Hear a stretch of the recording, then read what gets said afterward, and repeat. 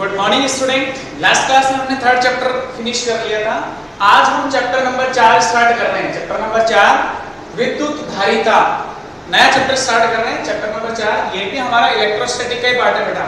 हम स्थिर वैद्युतिकी के अंदर ही इस चैप्टर को पढ़ते हैं। चैप्टर नंबर 4 विद्युत धारिता। देखो हम इसमें भी चालक की बात करेंगे, ठीक है ना। तो चालक की धारिता क्या होती है, हमारा क्वेश्चन ये है कि चालक की धारिता क्या होती है। जैसे मान लो आपके पास कैसा भी चालक है, कोई गोलीय चालक है, कुछ भी चालक है, इसकी धारिता को कैसे परिभाषित करोगे कि चालक है तो चालक के आवेश ग्रहण करने की क्षमता को हम उसकी धारिता कहते हैं। जनरल अगर परिभाषा लिखे हम किसी चालक के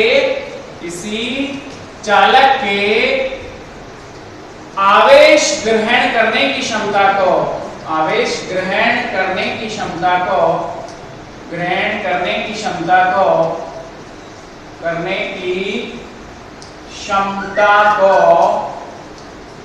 चालक की धारिता कहते हैं।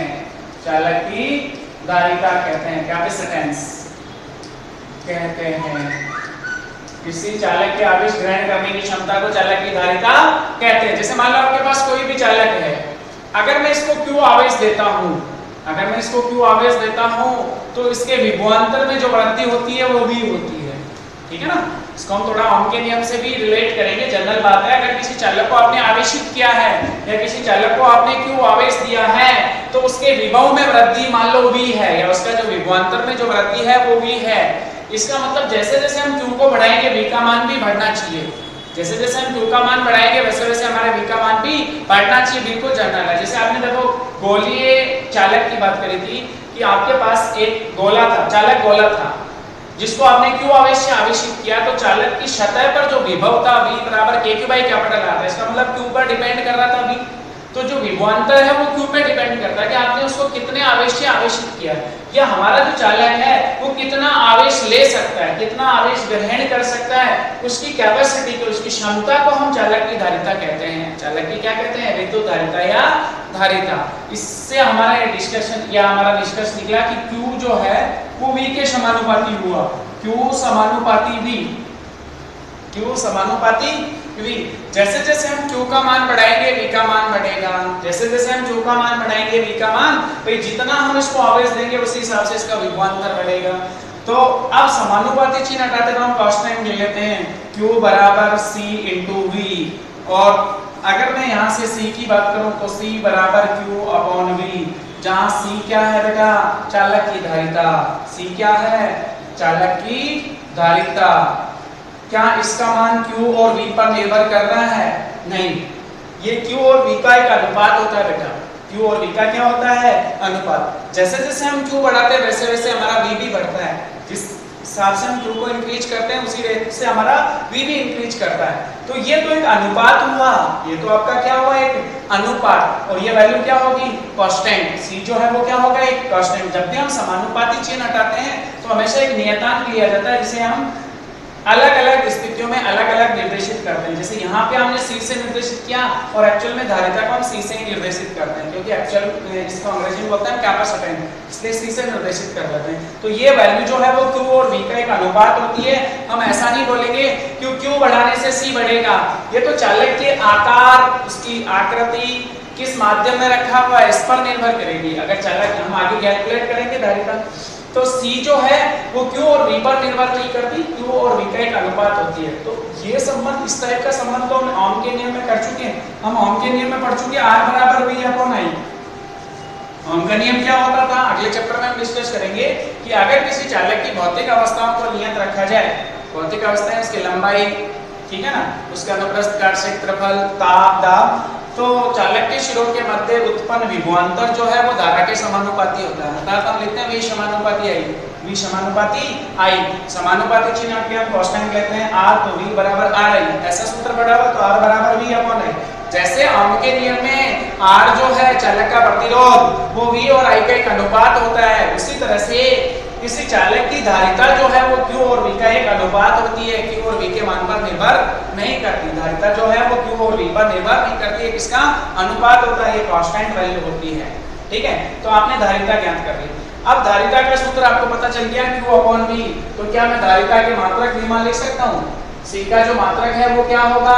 विद्युत धारिता का मात्रक। ध्यान से देखो, धारिता का मात्रक SI मात्रक, Q का मात्रक कूलम, Q का मात्रक क्या होगा कूलम, और V का मात्रक क्या होता है volt, coulomb per volt, coulomb per volt जिसको हम बोलेंगे फैराड, स्मॉल f से डिनोट करते हैं या कैपिटल F से भी डिनोट कर लेते हैं फैराड को। तो धारिता का SI मात्रक फैराड होता है कूलम पर वोल्ट, धारिता का SI मात्रक क्या होता है बेटा फैराड, जिसको हम कैसे परिभाषित करेंगे कूलम पर वोल्ट। अब आपसे पूछा जाए एक फैराड धारिता कितनी होती है, एक फैराड धारिता कैपिटल F से निर्देशित कर लो इसको, एक फैराड धारिता का जो मान है वो कितना होता है, तो इसके लिए आपको क्या करना होगा, Q का मान 1 कूलम लेना होगा और V का मान 1 वोल्ट, तो 1 फैराड बराबर 1 कूलम पर वोल्ट। इस हिसाब से, इस फॉर्मूले के हिसाब से हम 1 फैराड की परिभाषा दे सकते हैं। अगर किसी चालक को 1 कूलम आवेश दिया जाए और उससे उसके विभवांतर में वृद्धि 1 वोल्ट हो तो उस चालक की धारिता 1 फैराड के तुल्य होती है। उस चालक की धारिता कितनी होती है बेटा 1 फैराड, ठीक है। तो 1 फैराड की परिभाषा भी आपको समझ में आ गई। अब मैं आपसे पूछूं कि भैया इस चीज की विमा बताओ, धारिता की विमा बताओ, तो धारिता की विमा बहुत इजी होती है, कैसे लिखी जाएगी, आप सूत्र से लिख लो। धारिता की विमा लिखनी है तो Q की विमा लिख लो और V की विमा लिख लो, Q की विमा अपॉन V की विमा। Q की विमा अभी अभी आपने सीखी है A1 T1, Q की विमा क्या होती है, आवेश की विमा फर्स्ट चैप्टर में डिस्कस हो गई थी A1 T1, और V की विमा आप किससे निकालोगे W अपॉन Q से। V की विमा जो है आप किससे निकालोगे, V का सूत्र सीखा थर्ड चैप्टर में W अपॉन Q। इकाई ध्यान परीक्षण आवेश को अनंत से विद्युत क्षेत्र के किसी बिंदु तक लाने में जो कार्य होता है वो उस बिंदु का विभव कहलाता है। ये अभी हम डिस्कस कर चुके, तो V बराबर W अपॉन Q से आप V की विमा लिख लो, W की विमा और फिर Q की विमा। W की विमा कार्य की विमा होती है M1 L2 T-2 अपॉन फिर Q चार्ज की विमा A1 T1, इसको हल कर लो बेटा, ये वाली राशि ऊपर चली जाएगी। देन आपके पास C की विमा आई, C की विमा आई, इसको ऊपर लेके जाओ A² T² upon M1 L2 T-2 T-2, इसको हल करो। C की विमा आपके पास निकल गई, M को ऊपर लेके जाओगे M की घात -1, L2 ऊपर जाएगा L की घात -2, ये माइनस T2 ऊपर जाएगा, T पहले से ऊपर है, T की घात 4, A² ऐसा के ऊपर है। ये आपके पास C की विमा आ गई। किसी भी भौतिक राशि की विमा मात्रक लिखना बहुत आसान होता है, कुछ भी टफ नहीं होता। अगर आपको फॉर्मूला पता है तो आप विमा मात्रक लिख सकते हो, ठीक है ना, या उसका मात्रक पता है तो आप उससे विमा लिख सकते हो, ठीक है ना। तो आपने अभी पढ़ा चालक की धारिता, चालक के आवेश ग्रहण करने की क्षमता को चालक की धारिता कह देते हैं। ये कांस्टेंट राशि होती है, वो चालक के आकार, आकृति और उसके माध्यम पर निर्भर करता है कि चालक कहाँ रखा हुआ है, ठीक है। हम उसको अभी करेंगे, सीखेंगे आगे। तो जब हम Q समानुपाती V लिख रहे हैं, इसका मतलब चालक का हम जितना आवेश देंगे उसी हिसाब से उसका विभवांतर में वृद्धि होगी, तो हम लिखेंगे Q समानुपाती V, Q बराबर CV, C बराबर Q अपॉन V, ठीक है। ये आपका सूत्र आ गया और इसके हिसाब से आपने विभव मात्रक लिख ली है, ठीक है। अब हम बात करते हैं बेटा गोलीय चालक की धारिता, ठीक है। तो आपको धारिता का कॉन्सेप्ट समझ में आ गया होगा कि विद्युत धारिता क्या चीज होती है। अब मैं आपसे पूछूं कि आपके पास एक गोलीय चालक है, गोलाकार चालक है जिसकी त्रिज्या कैपिटल R है, उसकी मुझे धारिता ज्ञात करनी है। गोलीय चालक की मुझे क्या ज्ञात करनी है बेटा, धारिता। देखो बहुत आसान है, आपके पास क्या है, एक गोलीय चालक है, गोलीय चालक की धारिता, गोलीय चालक की धारिता, कैपेसिटेंस ऑफ स्फेरिकल कंडक्टर, धारिता, ठीक है ना। गोलीय चालक, जनरल बात करते हैं, अपने पास एक गोलीय चालक है, गोला है जिसकी त्रिज्या कितनी मान ली, कैपिटल, त्रिज्या कितनी है, कैपिटल। इसको आपने प्लस Q आवेश से आवेशित किया। जब चालक को हम आवेश देते हैं तो संपूर्ण आवेश उसकी सतह पर वितरित होता है एक समान रूप से, ठीक है। समरूप आवेशित गोलीय चालक ले लिया तो इसको हमने प्लस Q आवेश दिया। कितना आवेश दिया, प्लस Q। जैसे ही मैं इसको प्लस Q आवेश से आवेशित करूंगा, संपूर्ण आवेश इसकी सतह पे वितरित होगा। और अब मुझे तो धारिता ज्ञात करनी है ना, तो मैं आपसे पूछूं कि भैया गोलीय चालक है, संपूर्ण आवेश सतह पे है, तो सतह पे विभवांतर कितना होगा। जैसे हमने इसको प्लस Q आवेश से आवेशित किया तो इसके विभव में वृद्धि होगी, वो कितनी होगी, तो गोलीय चालक की सतह के ऊपर विभवांतर या विभव तो हम ज्ञात कर चुके। गोलीय चालक की सतह पर, गोलीय चालक की सतह पर विभव, सतह पर विभव का मान कितना होगा बेटा? V बराबर K Q by capital R। निकाल चुके हम गोलीय चालक की सतह के बाहर, सतह पे, सतह के अंदर विभवांतर हम ज्ञात कर चुके। सेविंग मोड देखो भाई, कुछ लिखा हुआ है पावर सेविंग मोड, कुछ ऐसा है लिखा हुआ, गया हुआ। ओके, पावर सेविंग मोड ये चल रही है कि रिकॉर्डिंग? एक बार देख लो। नहीं चल रही। हेलो, पावर सेविंग मोड चल रही है कि एक बार चेक करो? चल रही है, कंफर्म? ठीक है। गोलीय चालक की सतह पर विभव V बराबर KQ बाई कैपिटल R। गोलीय चालक की सतह पर विभव ज्ञात करना है तो वो सूत्र होगा V बराबर KQ बाई कैपिटल R। हमने गोलीय चालक की सतह पर, सतह के बाहर, सतह के अंदर विभव ज्ञात कर लिया था लास्ट चैप्टर में। तो हम सतह पर विभव ज्ञात कर चुके, तो उसका सूत्र था V बराबर KQ बाई R। V बराबर KQ बाई R, समीकरण संख्या 1। और अब अगर हम धारिता की परिभाषा की बात करें, धारिता की परिभाषा भी लिखी थी। धारिता की परिभाषा से हम जानते हैं C बराबर Q अपॉन V। समीकरण संख्या 2, C बराबर Q अपॉन V, ऐसा हमने सीखा है। धारिता का सूत्र यही था, C बराबर Q अपॉन V। Q और V का अनुपात होता है, यहाँ से V का मान इसमें रख लो, तो C बराबर Q अपॉन V का मान है KQ by capital R। Q से Q कैंसिल हो गया, R ऊपर चला गया, K को 1 अपॉन K को क्या लिख सकते हैं? 4 pi epsilon not. Since K बराबर 1 अपॉन 4 पाई एप्सिलॉन नॉट। अगर आपका चालक गोलीय चालक निर्वात में रखा है तो उस केस में K का मान कितना होगा? 1 अपॉन 4 पाई एप्सिलॉन नॉट। तो C कितना हो गया बेटा? ये कट गया था, 1 अपॉन K उल्टा हो जाएगा 4 पाई एप्सिलॉन नॉट, ये R ऊपर चला गया। तो C बराबर सूत्र है आपके पास 4 pi epsilon not into R। समीकरण संख्या 3। आप ध्यान से देखो, गोलीय चालक की धारिता जो है वो किस पर निर्भर कर रही है? 4 पाई एप्सिलॉन नॉट कांस्टेंट है, ठीक है ना। माध्यम की बात करेंगे तब अलग लिखेंगे हम इस चीज को। तो दो चीजों पे निर्भर कर रही है, एक तो R पर, मतलब इसकी त्रिज्या पर। अगर मैं इसकी त्रिज्या को बढ़ाऊंगा तो धारिता बढ़ेगी। इसका मतलब जितना आकार बड़ा होगा चालक का, धारिता उतनी ज्यादा होगी। इससे ये निष्कर्ष निकला कि C का जो मान है वो डायरेक्टली समानुपाती R है। C का मान R के समानुपाती है। तो जैसे जैसे मैं गोलीय चालक की त्रिज्या बढ़ाऊंगा, उसकी साइज बढ़ाऊंगा, तो C का मान भी बढ़ेगा। इसका मतलब गोलीय चालक की धारिता उसकी त्रिज्या पर निर्भर करती है, ठीक है ना। तो ये एक तो ये पता चला। दूसरा, अगर मैं इसको माध्यम में रख दूं, इस गोलीय चालक को किसी माध्यम में कंसीडर कर लूं, तो C कितना होगा? C m से निर्देशित करूं, 4 पाई एप्सिलॉन नॉट की जगह epsilon not into epsilon r लिखा जाएगा, या मैं इसको एप्सिलॉन m भी लिख सकता हूं, माध्यम की विद्युतशीलता इनटू कैपिटल R। क्या इस स्थिति में आपकी गोलीय चालक की धारिता बढ़ी? कितनी बढ़ी? एप्सिलॉन r गुना। निर्वात की बजाय एप्सिलॉन r गुना बढ़ी माध्यम में रखने से। अगर इसी गोलीय चालक को मैं माध्यम में रख दूं, इसी गोलीय चालक को मैं माध्यम में रख दूं, तो धारिता कितना गुना बढ़ जाएगी? एप्सिलॉन r गुना, ठीक है। और अगर दोनों की तुलना करें हम, C अपॉन Cm या Cm अपॉन C लिखे, Cm अपॉन C माध्यम की धारिता अपॉन निर्वात की धारिता, इसमें इसका भाग ले लो, क्या बचा?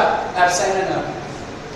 इसका मतलब माध्यम की जो धारिता है वो निर्वात की एप्सिलॉन r गुना ज्यादा होती है, निर्वात से एप्सिलॉन r गुना ज्यादा होती है। और जो चालक की धारिता है वो चालक की त्रिज्या के समानुपाती है। अगर मैं C और R के मध्य ग्राफ बनाऊंगा तो कैसा आएगा?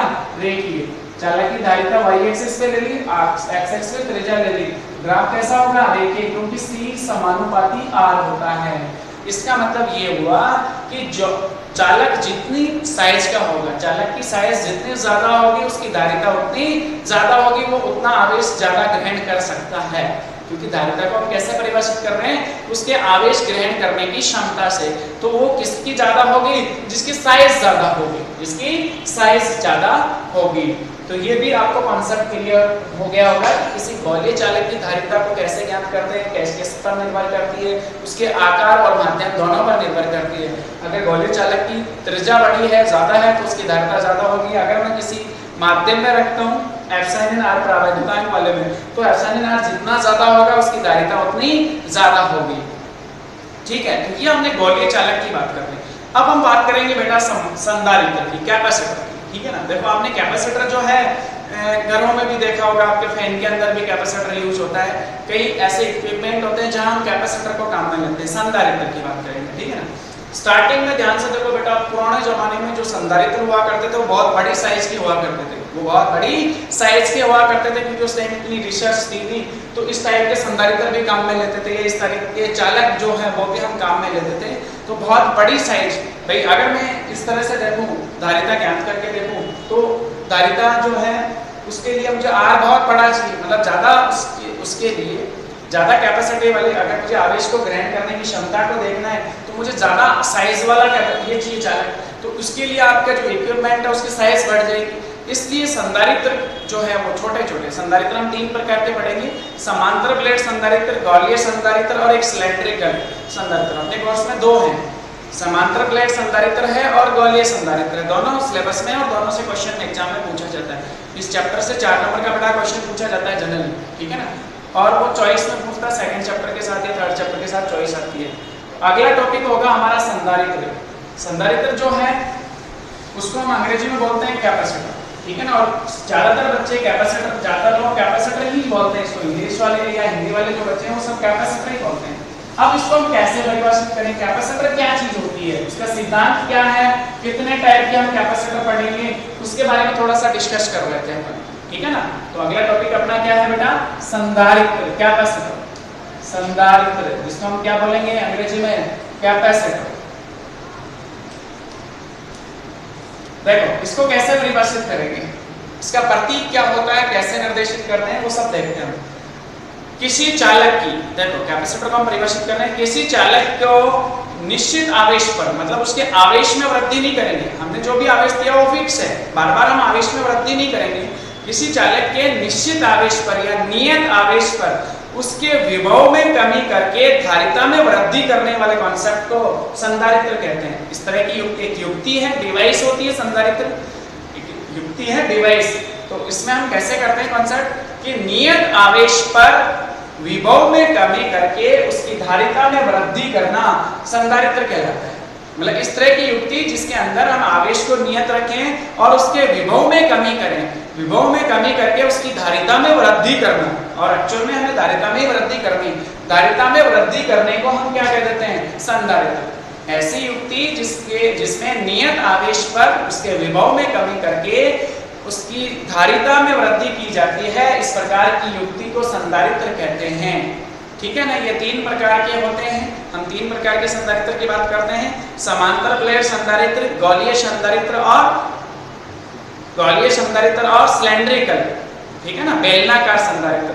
हमारे कोर्स में 2 हैं, समांतर प्लेट संधारित्र और गोलीय संधारित्र, समांतर प्लेट संधारित्र और गोलीय संधारित्र। तो संधारित्र की परिभाषा आपको क्लियर होगी, डेफिनेशन ऑफ कैपेसिटर कि नियत आवेश पर, इस प्रकार की युक्ति जिसमें नियत आवेश पर उसके विभव में कमी करके धारिता में वृद्धि की जाती हो, तो इस प्रकार की युक्ति को हम क्या कहते हैं, संधारित्र कहते हैं, ठीक है। अब देखो कॉन्सेप्ट कैसे होता है, इसका जो प्रतीक है वो ऐसा होता है, 2 प्रकार से हम देखते हैं। एक तो हम ऐसे देखते हैं, इसके ऊपर सी लिखा होता है, इसमें 2 प्लेट होती है या 2 इस तरह से पॉट होते हैं, इसमें एक पे प्लस आवेश होता है, दूसरे पे माइनस आवेश होता है, एक पे प्लस आवेश होता है, दूसरे पे, ये हम सिद्धांत में देखेंगे। और एक इस तरह की युक्ति भी, एक इस तरह का प्रतीक देखेंगे जिसके ऊपर एरो लगा होगा, सी लिखा होगा। इसमें और इसमें क्या फर्क है, इसकी जो धारिता है वो फिक्स है, इसकी जो सी है वो फिक्स है, ये मान चेंज नहीं होता है। जैसे आपने जितने भी फैराडे का संधारित्र बना रखा है वो फिक्स है, इस वाले केस में मान चेंज हो सकता है, इसका मतलब इसका मान चेंज हो सकता है। आपने धारिता का मात्रक फैराड पढ़ा रखा, धारिता का मात्रक क्या पढ़ा, फैराड, न कि फैराडे, सॉरी फैराड पढ़ा, जिसको आपने कैपिटल एफ से निर्देशित किया। और ये फैराड जो है वो धारिता का बहुत बड़ा मात्रक होता है। तो जैसे आप आवेश की बात करते हैं ना, milli coulomb, micro coulomb, nano coulomb, pico coulomb, वैसे ही हम धारिता मिली फैराड में भी पढ़ते हैं, माइक्रो फैराड में भी पढ़ते हैं, नैनो फैराड की भी बात कर सकते हैं और पिको फैराड की भी बात कर सकते हैं। ये चीजें पता होनी चाहिए, बार बार नहीं डिस्कस करेंगे, मिली, माइक्रो, नैनो, पिको सब पता होना चाहिए। मिली 10 की घात -3 होता है, माइक्रो 10 की घात -6, नैनो 10 की घात -9 और पिको 10 की घात -12 होता है, ठीक है। फैराड धारिता का मात्रक होता है, हमें पता है।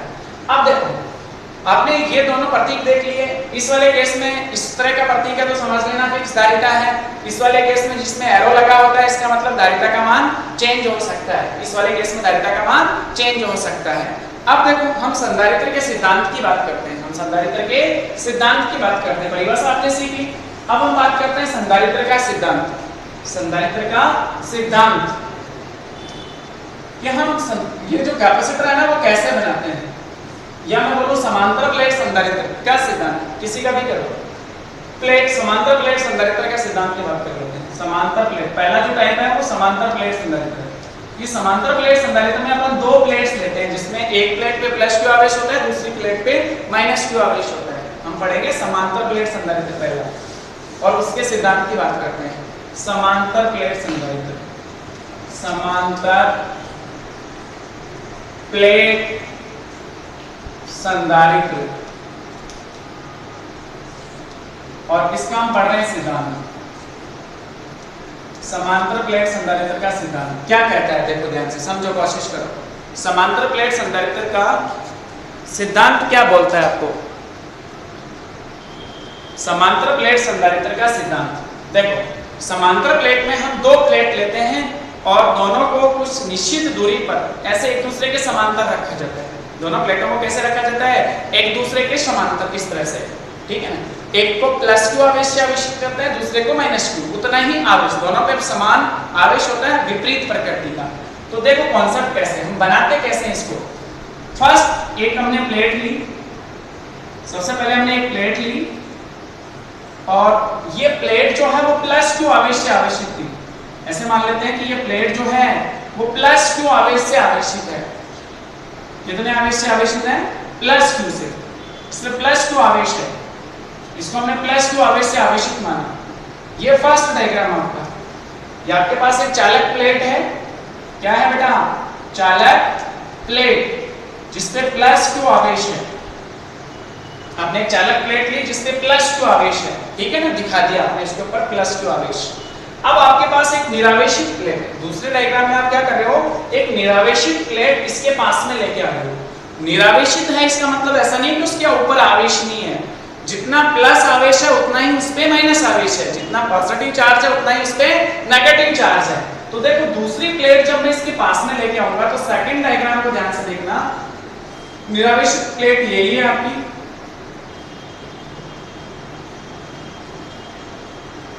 प्लस क्यू आवेश से आवेशित।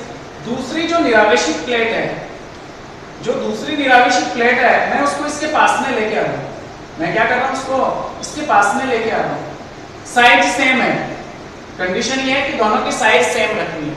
ये निरावेशित प्लेट है, इसको हम क्या बोलेंगे? निरावेशित, उदासीन भी बोल देते हैं। दूसरी निरावेशित प्लेट को इसको इसके पास में लेके आया। जैसे ही मैं निरावेशित प्लेट को एक आवेशित प्लेट के पास में लाता हूं तो क्या हुआ कि इसके जो धनायन थे वो तो इससे दूर चले गए, मतलब बाहर वाली सतह पे एकत्रित हो गए, और जो इसके ऋणायन थे वो आंतरिक सतह पे आ गए। ऋणायन जो थे वो किस पे आ गए बेटा? आंतरिक सतह पे। मतलब क्या हुआ? निरावेशित प्लेट को जैसे ही हम एक आवेशित प्लेट के पास में लेके आए तो सारे ऋणायन अंदर वाली सतह पे आ गए और सारे धनायन बाहर वाली सतह पे चले गए, प्रेरण के कारण। फर्स्ट चैप्टर में आवेशन की एक विधि थी प्रेरण, उसके कारण आंतरिक सतह पे प्लस के कारण माइनस आवेश आ गए। प्लस माइनस में आकर्षण बल लगता है तो सारे माइनस आकर्षित होकर अंदर वाली सतह पे आ गए और सारे प्लस प्रतिकर्षण के कारण बाहर वाली सतह पे चले गए। अब ध्यान से देखो, ये जो प्लस क्यू आवेश से आवेशित प्लेट थी, इस माइनस के कारण तो क्या होगा? इसके विभव में कमी। एक्चुअल में विभव का जो कॉन्सेप्ट होता है वो k/r। तो जब प्लस क्यू की बात करेंगे तो प्लस के कारण तो विभव का मान में वृद्धि होगी, बट अगर मैं परिणामी इस पे ज्ञात करूंगा तो इस माइनस के कारण विभव में कमी होगी और इस प्लस के कारण विभव में वृद्धि होगी। बट ये वाला माइनस आवेश है ना वो आंतरिक सतह पे, मतलब पास में है, r छोटा है उसके लिए, तो परिणामी रूप से विभव में कमी होगी। इसके कारण प्लस के कारण वृद्धि हुई, माइनस के कारण कमी हुई। बट अगर परिणामी रूप से इस पे देखा जाए तो माइनस के कारण ज्यादा कमी होती है, प्लस के कारण ज्यादा कम वृद्धि होती है। तो परिणामी रूप से विभव में कमी हुई, आपका आवेश उतना ही था आवेश को आपने नियत रखा प्लस क्यू को, परिणामी रूप से विभव में क्या हुई? कमी। परिणामी रूप से विभव में क्या हुई? कमी। अब तीसरे केस में हम क्या करेंगे? तीसरी सिचुएशन में इस वाली सतह को हम भू संपर्कित कर देंगे, ग्राउंड कर देंगे, तो ये सारा प्लस चार्ज जो है वो धरती माता में चला जाएगा और आपके पास इस तरह से दो समांतर प्लेटें, इस तरह से आप देखोगे समांतर प्लेट संधारित्र का निर्माण होता है, जिसमें क्या किया आपने? विभव में कमी करी और धारिता में आपने क्या करी? वृद्धि करी है। विभव में कमी होने से धारिता में वृद्धि हुई। इस पे प्लस प्लस, ये जो प्लस यहाँ दिखा रहे हो ना बेटा, वो यहाँ नहीं दिखा के आप प्लस यहाँ दिखा सकते हो। इसमें भी यहाँ दिखाया हमने और माइनस अंदर दिखाता हूँ। इसका मतलब इस पे तो प्लस क्यू आवेश आ गया और इस पे माइनस क्यू आवेश आ गया, इस तरह की। और इसको आपने इधर से क्या कर दिया? भू संपर्कित। भू संपर्कित करने से क्या हुआ? ये वाला जो प्लस क्यू आवेश है ना, ये वाला वो किस में चला गया? धरती माता में। इस तरह की जो युक्ति तैयार होती है इसे कहते हैं समांतर प्लेट संधारित्र। इसे क्या कहते हैं बेटा? समांतर प्लेट संधारित्र। और यही समांतर प्लेट संधारित्र का सिद्धांत है। समांतर प्लेट के कई बार एग्जाम में क्वेश्चन आता है, समांतर प्लेट संधारित्र किसे कहते हैं? इसका सिद्धांत लिखिए। समांतर प्लेट संधारित्र की धारिता ज्ञात करने का सूत्र उत्पन्न कीजिए, ठीक है। तो इसमें छोटे छोटे क्वेश्चन पूछ लिए जाते हैं। तो पहले परिभाषा लिखनी होती है, समांतर प्लेट संधारित्र किसे कहते हैं? इस प्रकार की युक्ति जिसमें दो प्लेटें समांतर रखी हो, तो एक पे प्लस क्यू आवेश, दूसरी पे माइनस क्यू आवेश, तो इस तरह की युक्ति को हम समांतर प्लेट संधारित्र कहते हैं। और इसके सिद्धांत में ये पूरा कॉन्सेप्ट बताना होगा कि हमारे पास एक प्लेट थी जिसपे प्लस क्यू आवेश था, प्लस क्यू आवेश से आवेशित चालक प्लेट थी, इसके पास में हम एक निरावेशित प्लेट को लेके आ रहे हैं। निरावेशित प्लेट को लाने से क्या हुआ? इसके माइनस अंदर वाली सतह पे प्लस बाहर वाली सतह पे, और उसके बाद हमने क्या कर दिया? बाहर वाली सतह को ग्राउंड कर दिया, जिससे धनावेश ग्राउंड में चला गया, धरती माता में चला गया। इस तरह से दो प्लेटें आपस में समांतर, जिसमें एक पे प्लस क्यू, दूसरे में माइनस क्यू, और दोनों कुछ दूरी पे स्थित होती हैं। इसमें क्या हुआ कि हमने आवेश का मान तो उतना ही रखा, क्यू को हमने चेंज नहीं किया, हमने इसके विभव में कमी करी, ठीक है ना। विभव में और कमी होगी, इस स्थिति में विभव में और कमी हो जाती है, क्योंकि प्लस तो सारा धरती में चला जाता है, तो माइनस के कारण इस प्लेट के विभव में और कमी होती है, जिससे धारिता में वृद्धि होती है। यही समांतर प्लेट संधारित्र का सिद्धांत होता है, ठीक है। अगली क्लास में हम इसकी धारिता ज्ञात करेंगे बेटा। Thank you.